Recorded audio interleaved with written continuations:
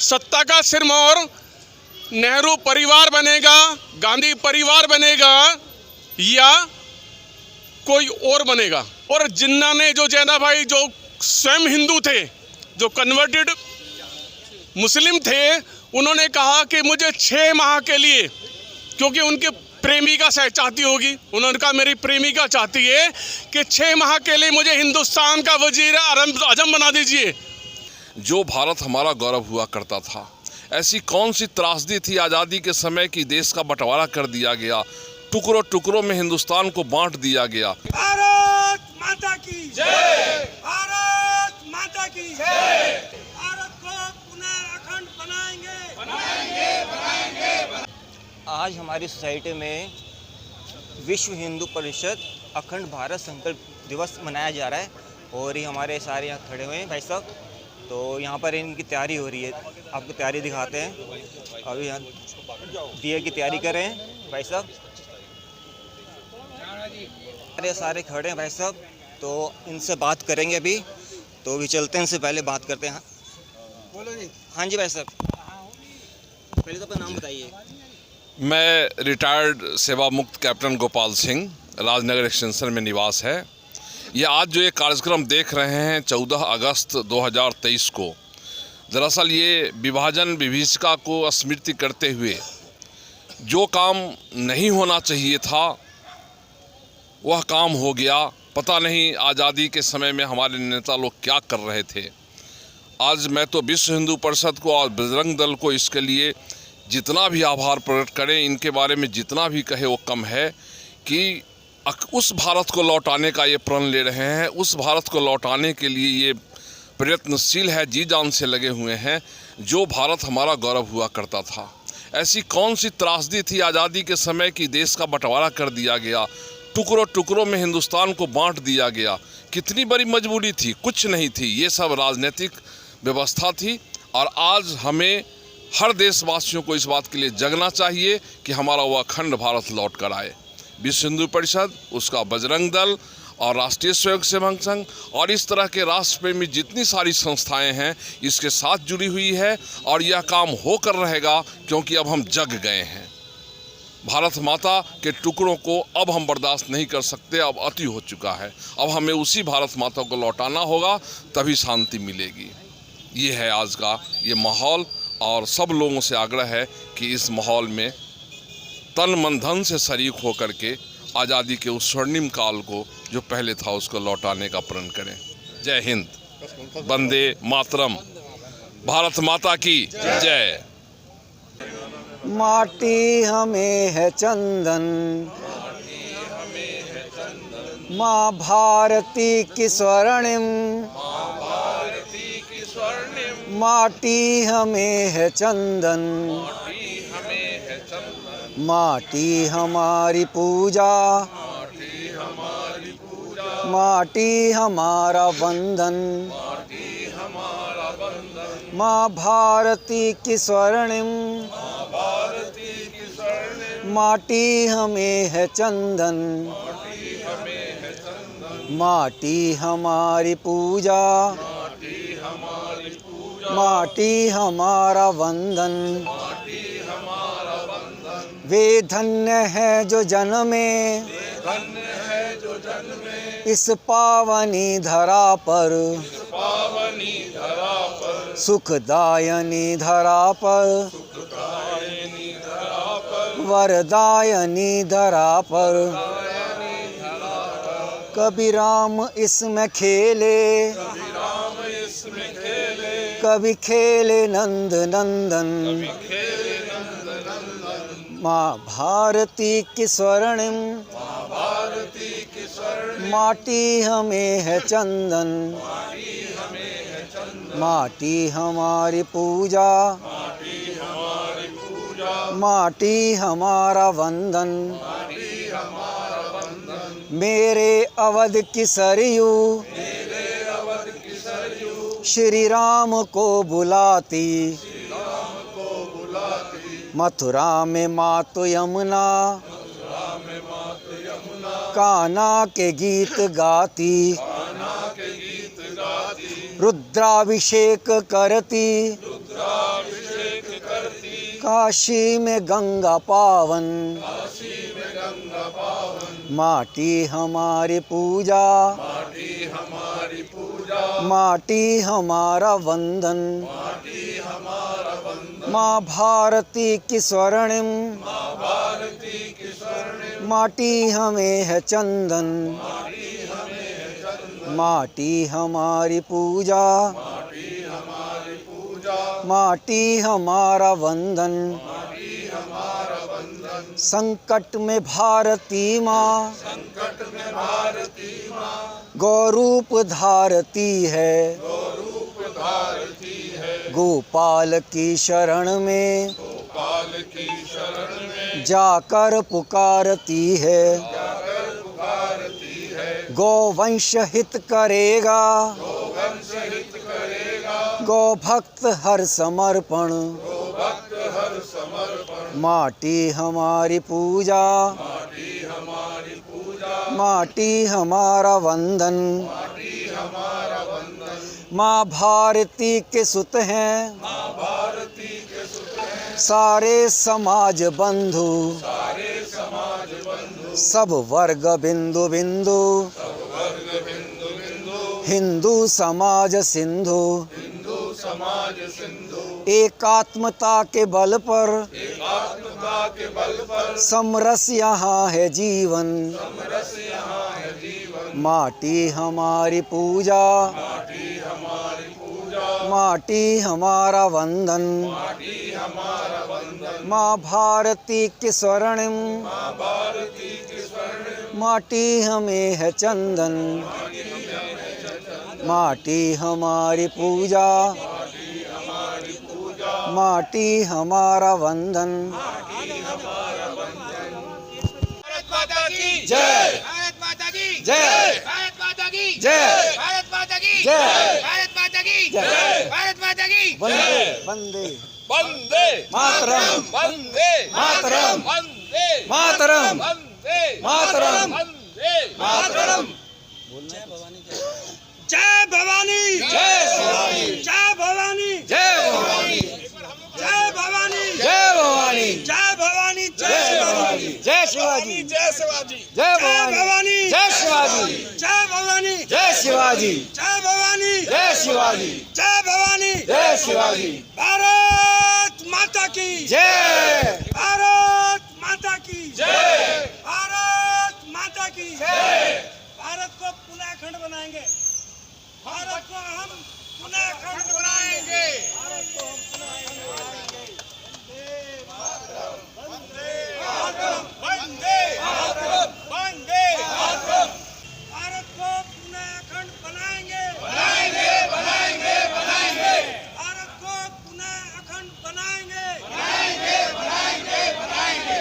भारत को पुनः अखंड बनाएंगे, बनाएंगे, बनाएंगे, बनाएंगे। भारत को पुनः अखंड बनाएंगे, बनाएंगे, बनाएंगे, बनाएंगे। भारत माता की जय, भारत माता की जय, भारत माता की जय। सभी भारतवासी पूर्ण उत्साह के साथ अपना स्वतंत्रता दिवस मनाते हैं, और उससे एक दिन पहले कुछ विधर्मी सोच के द्वारा, कुछ जिहादी सोच के द्वारा जो भारत माता के टुकड़े टुकड़े हुए हैं, जो भारत माता खंडित हुई है, हम वो पीड़ा आज भी भूल नहीं पा रहे हैं और ना ही कभी भूलना चाहेंगे। आज हम यहाँ पर विश्व हिंदू परिषद बजरंग दल के बैनर पर पुनः भारत को अखंड बनाने के उद्देश्य से एकत्रित हुए हैं। कई लोगों के मन में प्रश्न आता है कि पुनः भारत अखंड बनेगा कैसे? क्या ये कोई कल्पना है? क्या ये वाकई हो सकता है? ये होगा। हम अपने जीवन काल में ये देखने वाले हैं। भारत, अगर हम पहले की बात करें तो सांस्कृतिक रूप से हमेशा एक ही रहा है। जब हम अखंड भारत की बात करते हैं तो सांस्कृतिक दृष्टि की हम बात करते हैं कि पूरे अखंड भारत, जो हमने यहाँ पे तिब्बत का हुआ, तो तिब्बत 1904 में, नेपाल तिब्बत 1904 में, नेपाल 1914 में, भूटान अलग हुआ, श्रीलंका अलग हुआ हमारे से, म्यांमार अलग हुआ, पाकिस्तान हुआ, अफ़गानिस्तान हुआ और पाकिस्तान के साथ ही बांग्लादेश भी हुआ था। सांस्कृतिक रूप से हम एक ही हैं, हमें पुनः एक होना है। इजराइल जैसा देश, इजराइल की जब हम बात करते हैं, इजराइल को हम सब जानते हैं कि इजराइल ने क्या किया है। इजराइल में हर वर्ष जैसे आज हम इकट्ठे हो रहे हैं, वहाँ पर भी ये कहा जाता था कि यरूशलेम में यहूदियों का, वहाँ पर हमें इकट्ठा होना है वर्ष में एक बार। सब इकट्ठे होते थे, सबको एक कल्पना लगती थी कि इजराइल कभी हम पुनः यहूदी अपना देश पा सकते हैं या नहीं पा सकते हैं, पर उन्होंने अपना देश पाया। आज इजराइल जैसा ताकतवर देश शायद ही कोई हो, मुस्लिम कंट्रियों के बीच में गिरा हुआ है, फिर भी कोई उसकी तरफ को आँख उठा के नहीं देख सकता। इसी प्रकार से हमें भी पुनः भारत को अखंड बनाना है और इसके लिए आज हम सभी संकल्प लेंगे। अभी एक एक करके दीपक की हमने व्यवस्था की हुई है, एक एक करके पहले सभी पंक्ति वाइज दीपक जलाएंगे और उसके बाद कुछ हमारे बजरंग दल विश्व हिंदू परिषद से अन्य भी महानगर से कुछ कार्यकर्ता आने वाले हैं, तो वो थोड़ा इसका विषय लेंगे। तब तक हम पंक्ति अनुसार एक एक अपना दीपक हम यहाँ से जलाना शुरू करेंगे। सबसे पहले जो अपने कार्यकर्ता बंधु और मित्र बंधु आए हुए हैं, एक एक दीपक जलाने के बाद फिर से हम एकत्रित होंगे और अगर किसी वक्ता को कुछ बोलना है, कुछ कहना है तो कह सकता है। पहले एक दीपक जलवाने के बाद और भारत माता की जय। मैं ज़्यादा कुछ नहीं कहते हुए मैं इतना कहूँगा कि आज हम लोगों ने जो प्रण लिया है अखंड भारत, श्रेष्ठ भारत, एक भारत, इसकी हम सब लोग शपथ लें और कल्पना नहीं, अब इसको हम लोग वास्तविकता में बनाएं, इसकी हम आज शपथ लेंगे और अपने भारत को अखंड भारत बनाएंगे। इसमें MCC सिग्नेचर हाइट और अजनारा दोनों हमारी अपनी सोसाइटी है, सब लोग हमको जानते हैं, मैं भी लोगों को जानता हूँ, इसलिए दोनों हमारा घर है। लेकिन हम लोग वहाँ से आए, कुछ साथी हमारे हैं बहुत ज़्यादा इसके प्रति इच्छुक हैं, मैं जो हमारे बीच में उपलब्ध हैं, मैं उन सबसे आपका परिचय कराना चाहूँगा। सबसे पहले आइए भाई साहब, हमारे सबसे वरिष्ठ सदस्य हैं श्री सुरेंद्र नाथ सिंह जी, जो सनातनी धर्म को मानने वाले, बहुत दृढ़ संकल्प के, यहाँ तक कि ये जाते हैं सत्संग वगैरह भी कराते हैं और करते हैं। इनकी चले तो आज ही भारत को अखंड बना दें, इतने अच्छे व्यक्ति हैं ये हैं। दूसरे हमारे वीरभद्र राय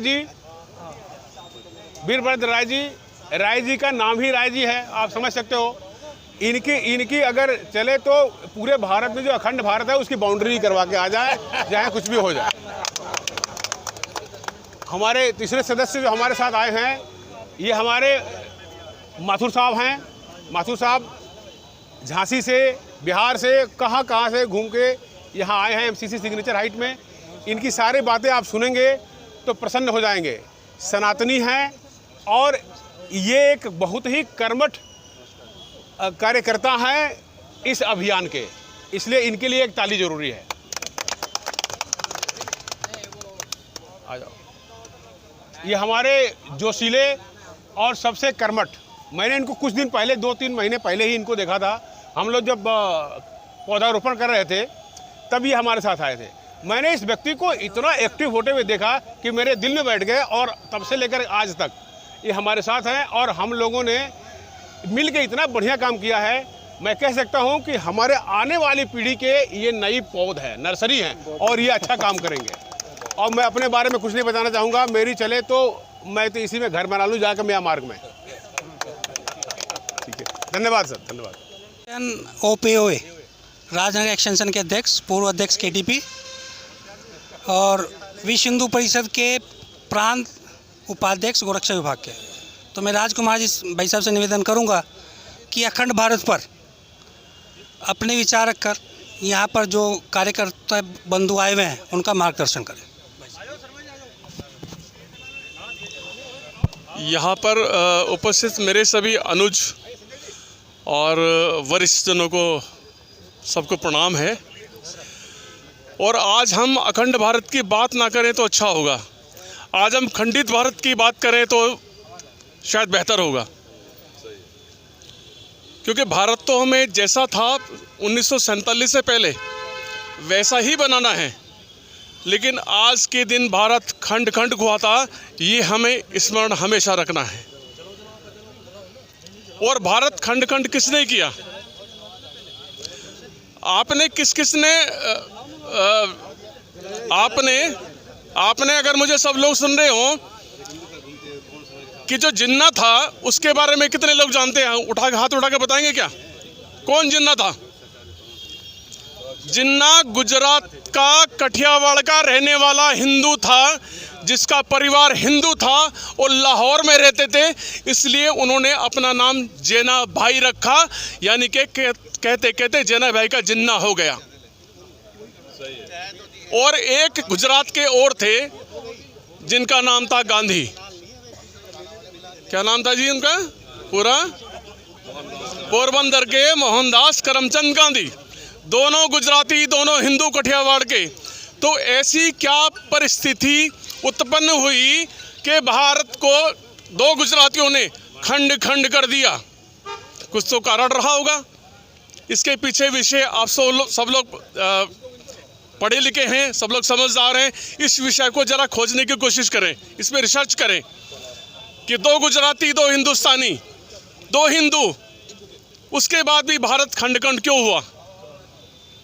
क्योंकि एक जो सेकुलरिज्म शब्द चला है, जो हमारे संविधान में भी उसका समावेश कर दिया गया, सेकुलरिज्म यानी कि धर्म निरपेक्षता, उच्च छदम धर्मनिरपेक्षता का नतीजा था कि भारत को खंडित होना पड़ा।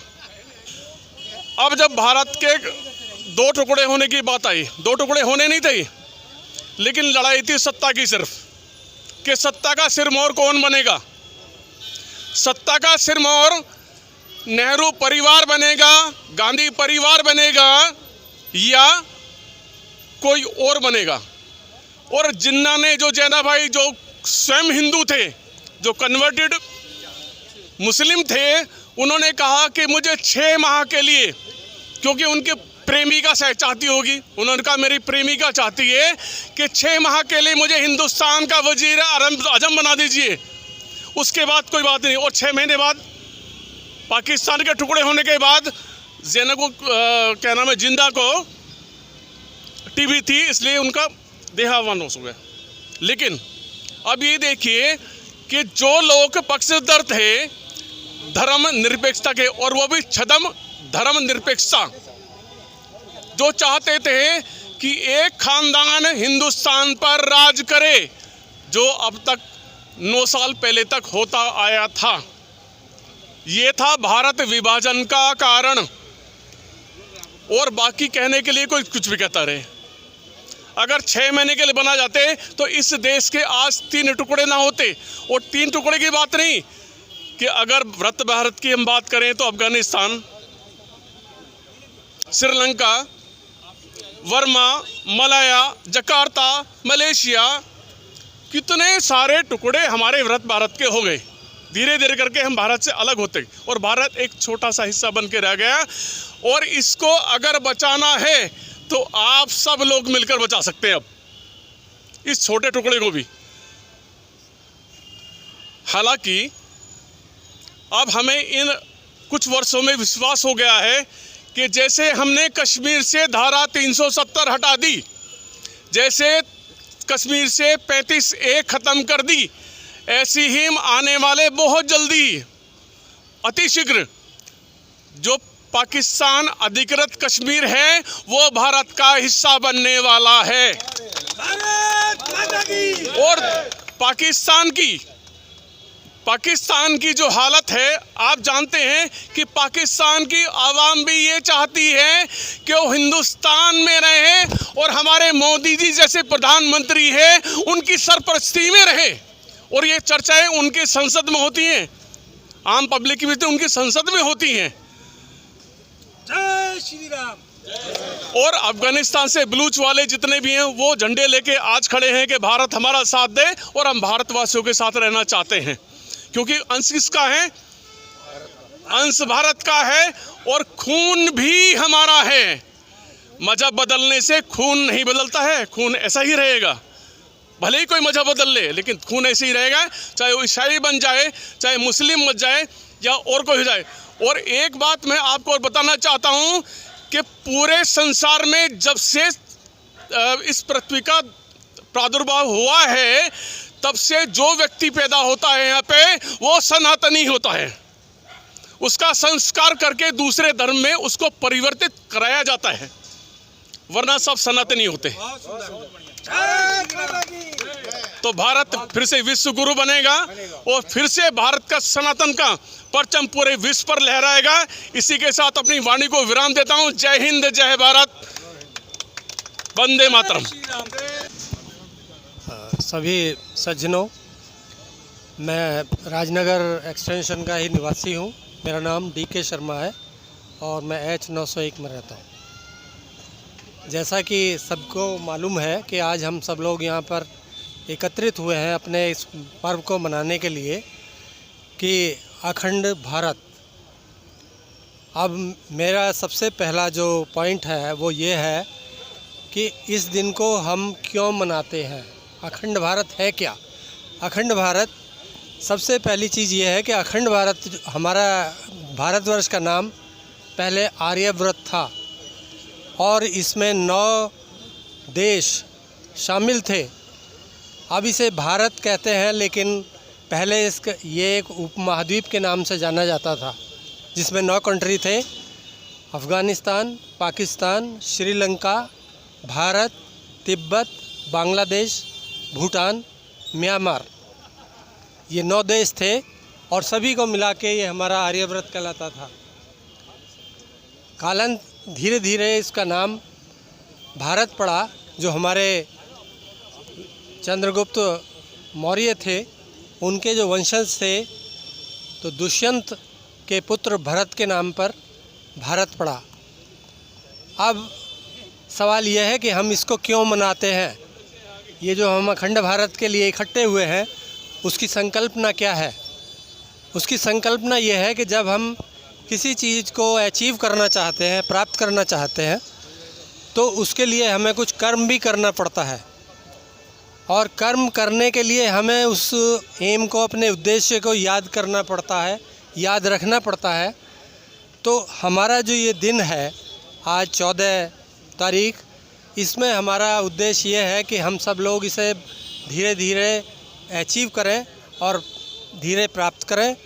बाकी साथ साथ ये भी है कि हम सभी लोग तो जानते हैं, जो अब 60 अबव हो रहे हैं, इस पड़ाव में आ गए हैं, लेकिन हमें अपनी पीढ़ियों को भी, अपने बच्चों को भी ये सब चीज़ें बतानी है, ताकि उनको भी इस तरफ बढ़ने में आसानी रहे कि आज का दिन जो मनाया जा रहा है किस लिए मनाया जा रहा है और हमें अपना गोल जो है, अपना जो उद्देश्य है, वो आगे चल के क्या प्राप्त करना है।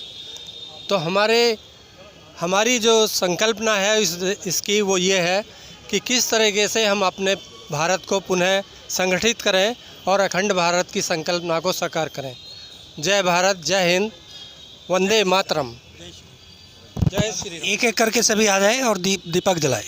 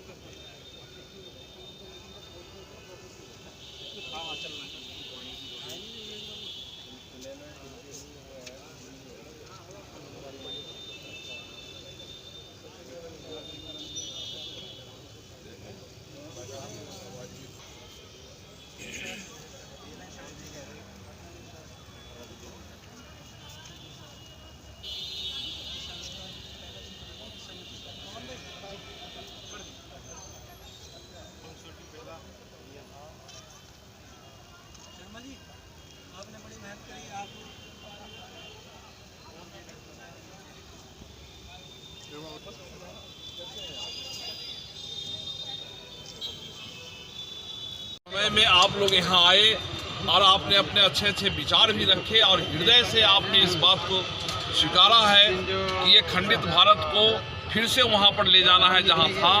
बहुत आए हैं, यहाँ के भी हैं और हमारे बड़े भाई लोग जो हैं और जो आज के नौजवान। भारत माता की जय, भारत माता की जय, वंदे मातरम, वंदे मातरम, वंदे मातरम। भारत को पुनः अखंड बनाएंगे, बनाएंगे हम भारत को पुनः अखंड बनाएंगे जय श्री राम। अच्छा, इसी क्रम में आप बन जाए भी बात।